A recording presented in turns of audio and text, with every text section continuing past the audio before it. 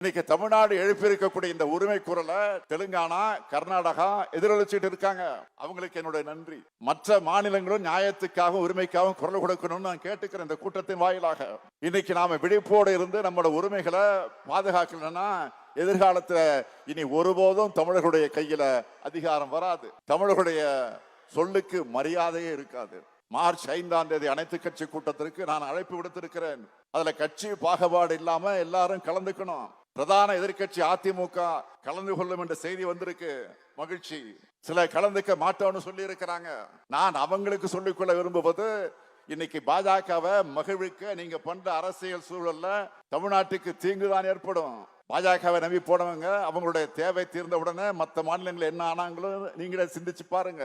அது மட்டுமல்ல, தமிழ்நாட்டில் இருக்கிற பாஜகவினருக்கு சேர்த்து நான் சொல்லிக்கொள்ள விரும்புவது, இந்த விவகாரத்துல தமிழ்நாட்டுக்கு துணையா நில்லுங்க.